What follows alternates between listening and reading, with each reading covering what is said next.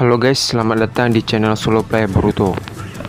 Di video kali ini kita akan membahas prediksi Boruto to Blue Vortex chapter ke-8 part ke-4. Pada akhir video part 3 sebelumnya, Mitsuki dan Boruto mengeluarkan Kuchiyose mereka masing-masing untuk melawan Susanoo Shinju Hidari. Seiring pertarungan, Kuchiyose ular mereka belum cukup untuk menandingi Susanoo Hidari. Karena Susanoo Hidari yang begitu lincah ditambah bisa menggunakan tanda cakar, satu persatu Kuchiyose mereka tumbang karena Susanoo Hidari. Dan di sisi lain, Mitsuki mulai kehabisan cakra dengan tanda Sage modenya yang tidak aktif.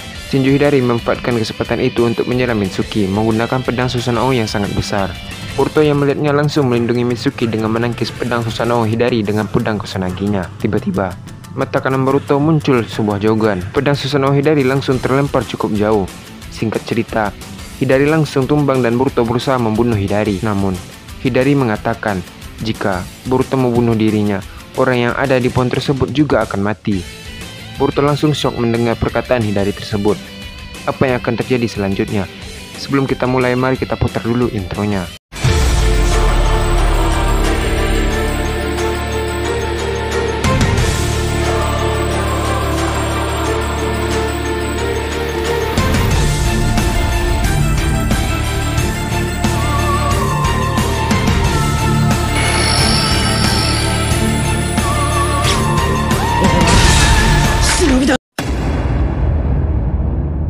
Video prediksi ini berjudul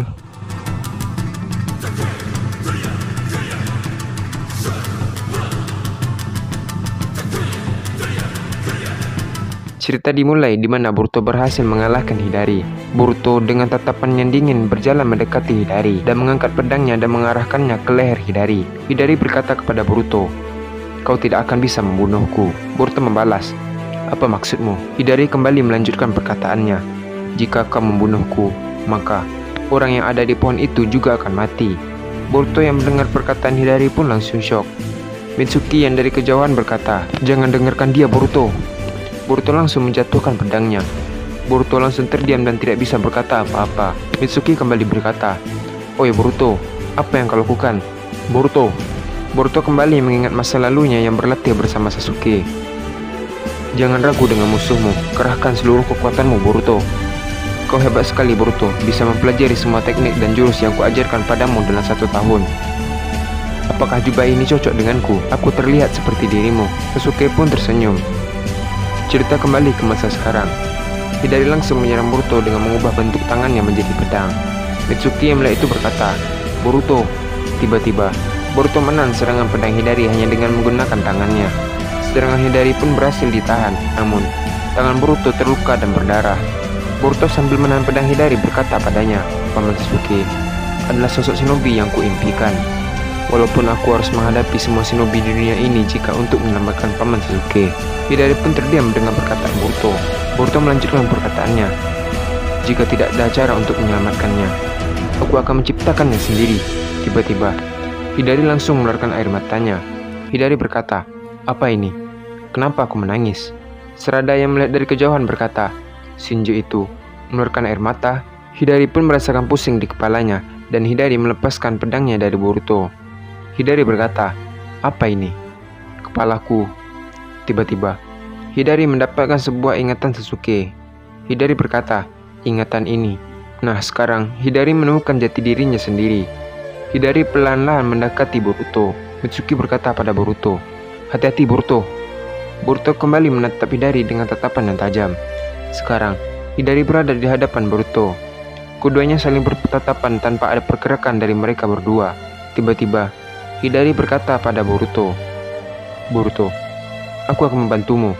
Serada dan Mitsuki yang mendengar itu pun terkejut termasuk Boruto. Boruto berkata, "Apa maksudmu?" Hidari membalas, "Aku telah mengingat semua ingatan milik Sasuke. Dan sekarang, mungkin setengah keinginan diri Sasuke ada di tubuhku. Dan aku memutuskan untuk membantumu dan Sarada, dan juga menyelamatkan dunia shinobi. Dan Sasuke mengatakan ini padaku. Sekarang, kau tumbuh menjadi sangat kuat bahkan melebihi diriku." Boruto yang mendengar itu berkata sambil tersenyum, "Guru Sasuke." Mitsuki dan Sarada berjalan mendekati Boruto. Mitsuki bertanya kepada Boruto, "Apa yang terjadi, Boruto?" Boruto berkata, "Hidari, maksudku Paman Sasuke. Dia mendapat ingatan Paman Sasuke." Mitsuki berkata, "Bagaimana bisa?" Boruto membalas, "Aku pun juga tidak tahu." Terlihat Sarada menatapi Hidari. Hidari berkata ke Sarada, "Maafkan aku telah melukaimu, Sarada. Sepertinya tubuhku ini terhubung dengan Sasuke." Sarada langsung memeluk Hidari.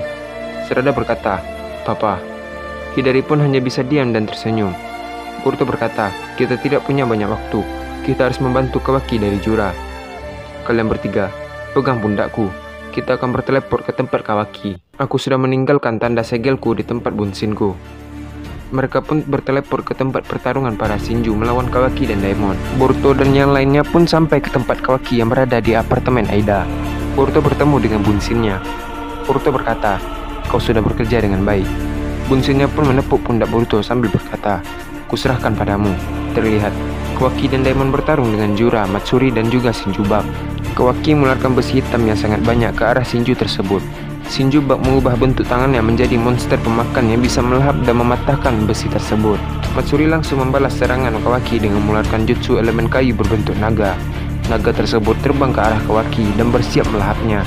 Kawaki yang melihat itu bersiap untuk menahan serangan naga tersebut. Namun, Jura mengacaukan pertahanan Kawaki dengan mengeluarkan kubus-kubus hitam yang banyak ke Kawaki. Kawaki melihat ke atas dan banyak kubus di sekelilingnya. Kawaki langsung mengecilkan semua kubus tersebut.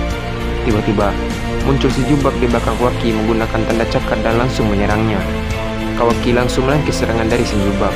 Karena perhatian Kawaki teralihkan, naga milik Matsuri langsung menggigit Kawaki dan Kawaki pun terseret ke tanah dan terhempas ke dinding. Terlihat Daemon hanya berfokus melindungi kakaknya dan tidak mempedulikan Kawaki, sedangkan Kawaki babak belur di sana akibat serangan tersebut. Jura langsung mengeluarkan hujan besi ke arah Kawaki. Boruto berlari ke arah Kawaki dan berkata, "Kawaki." Boruto langsung berdiri di depan Kawaki untuk melindungi dirinya. Terlihat Boruto merilekskan tubuhnya.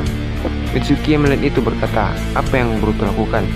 Boruto sambil menutup mata perlahan memainkan tangan dan kakinya sehingga memunculkan tanda yin yang di tanah. Sarada berkata, "Tunggu dulu, bukankah itu jurus dari klan Hyuga?"